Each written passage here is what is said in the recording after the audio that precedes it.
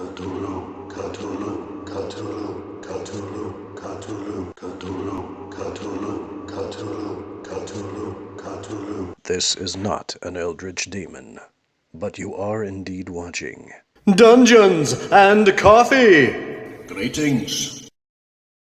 Episode 59, I made this Lovecraftian-inspired creature here to attack my PCs in the Call of Cthulhu RPG.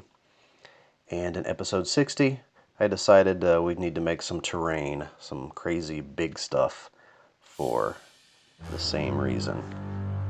Okay, as you can see, I've got all these crazy random pieces laying around. Got some old pieces off some fake plants. I think some of this may have came out of an old aquarium. And we have some beads. Different variety of beads for eye stalks and things of that nature. And with hardly any effort at all, we took one of these random pieces.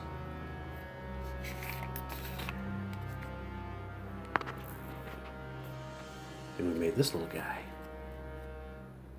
A little bit of super glue, a toothpick to punch holes, an eye stalk, some strange cilia coming out of his ribs there. Well, actually, if he has ribs at all, who knows.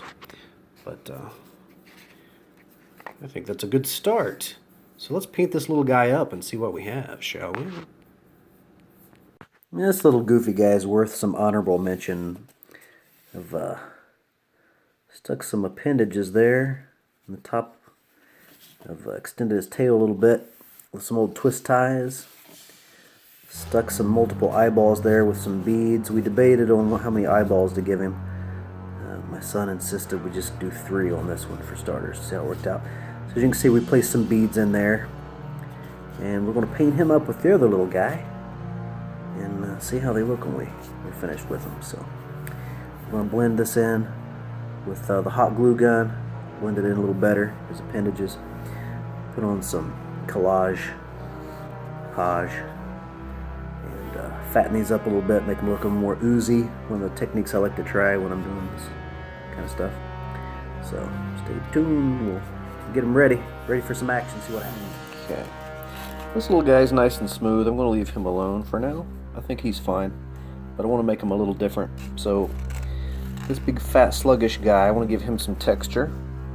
So I've added some glue drops here, and I'm going to rough his skin up a little bit with some sand. We'll mix it with glue. Just give him a little texture. Make him look a little more disgusting. Let's see, where's that going to look good at? Maybe a little back here. I'm just going to make it up as I go.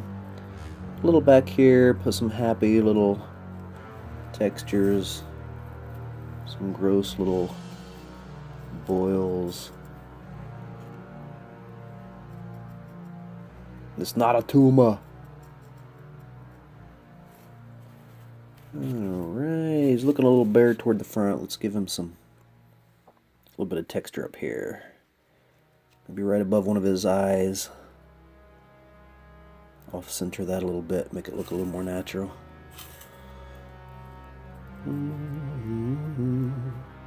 We're trying to make a Lovecraftian monster look more natural. Is that a contradiction? Perhaps. Perhaps not.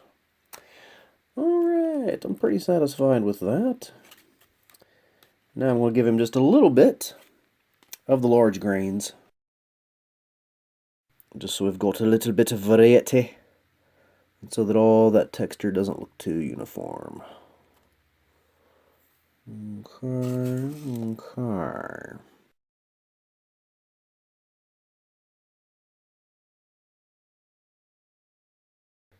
Alright, so that's what we have right now. As you can see, we're just giving them some textures. It'll make them a little more interesting, a little more fun to paint.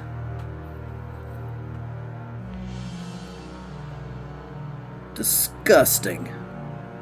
Ugh.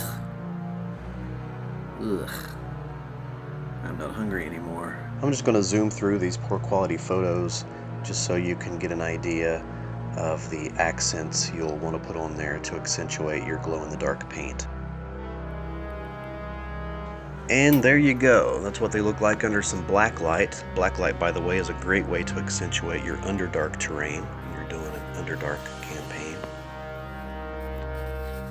This would be a pretty effective way also to highlight a dream sequence or traveling through the dreamlands or something along those lines. And of course, with glow-in-the-dark paint, you want to make sure that it also does indeed glow in the dark. Boogity, boogity, boogity, boogity, boogity.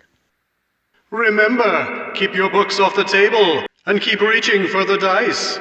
Cthulhu, Cthulhu, Cthulhu, Cthulhu, Cthulhu, Cthulhu.